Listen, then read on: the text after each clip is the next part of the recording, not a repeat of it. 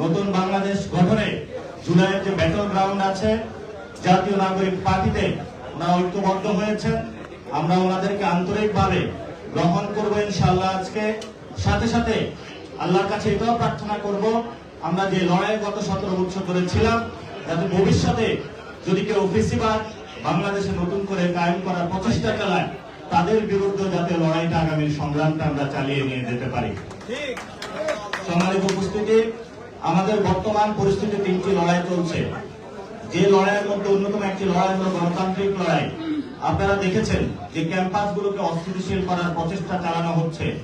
আমরা বলবো, একটি গণতান্ত্রিক ক্যাম্পাসের জন্য আমরা আজীবন যুদ্ধ করেছিলাম, ভবিষ্যতে আমাদের লড়াইটা থাকবে। জাতীয় নাগরিক পার্টি বাংলাদেশের সকল ক্যাম্পাসে গণতান্ত্রিক পরিবেশ নিশ্চিত করার জন্য সরকারের কাছে অনুরোধ জানাচ্ছে এবং সাথে সাথে যদি কেউ গণতান্ত্রিক প্রক্রিয়া ব্যাহত করার জন্য যদি কোনো প্রচেষ্টা চালায়, আমরা ইনশাআল্লাহ রাজপথে ঐক্যবদ্ধভাবে থাকবো তাদেরকে প্রতিরোধ করার জন্য। দ্বিতীয়ত যে বিষয়টি, সরকার জ্বালানি সংকট থেকে শুরু করে অনেকগুলো বিষয় বাংলাদেশকে মানুষের সাথে লুকোচুরি খেলছে। আমরা সরকারকে অনুরোধ জানাবো, দেশের প্রয়োজনে যে কোনো কাজে বাংলাদেশের মানুষকে আমরা সার্ভ করতে প্রস্তুত আছি, কিন্তু সরকারকে খোলাসা করে বলতে হবে কেন লোডশেডিং হচ্ছে। জ্বালানি সরকার বলছে যে জ্বালানি আছে, কিন্তু আমরা পেট্রোল পাম্পে গিয়ে জ্বালানি পাচ্ছি না। তাহলে সমস্যাটা কোথায়? যদি সরকার মনে করে যে এখানে সিন্ডিকেট আছে নিয়ন্ত্রণের বাইরে, তাহলে সরকার যদি সিন্ডিকেট নিয়ন্ত্রণ করতে না পারে, দেশবাসীকে ঐক্যবদ্ধভাবে আহ্বান জানান, তাহলে আমরা গিয়ে সিন্ডিকেট নিয়ন্ত্রণ করব।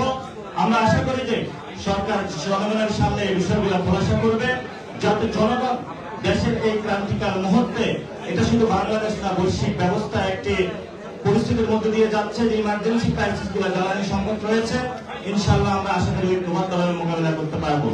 সাথে সাথে বিভিন্ন জায়গায় এসএসসি পরীক্ষার্থীরা আমাদেরকে ফোন দিচ্ছে যে লোডশেডিং এর কারণে তারা পড়াশোনা করতে পারছে না, তাদের পড়াশোনা ব্যাহত হচ্ছে, পরীক্ষার জীবনযাত্রা ব্যাহত হচ্ছে। এবং মার্কেটগুলোতে দেখেছি আমরা যে আমাদের অর্থনৈতিক ব্যবস্থা নিম্নমুখী হচ্ছে, জনগণের নাবিশ্বাস উঠছে, দ্রব্যমূল্যের দাম বাড়ছে। সেই জায়গায় আমরা এটাও বিষয়ে শুনতে পাচ্ছি সরকার মুদ্রাস্ফীতি নিয়ন্ত্রণ করা একটা দূরের কথা, সেখানে শুনলাম আমরা নাকি বাংলাদেশ ব্যাংক থেকে হলো গোপনে গোপনে সরকার নোট ছাপাচ্ছে। তো সরকার যদি ফাইন্যান্সিয়াল ফিসক্যাল পলিসি থেকে যেটা আসতেছে আগামী অর্থ বছর, যদি এটা নিয়ন্ত্রণ করতে না পারে, দেশের সম্পদগুলো যদি নিয়ন্ত্রণ না করতে পারে, গণতান্ত্রিক পরিবেশ বাংলাদেশের ক্যাম্পাসগুলোকে নিশ্চিত করতে না পারে, তাহলে অবশ্যই সরকারকে জবাবদিহিতার জায়গায় অবশ্যই আসতে হবে।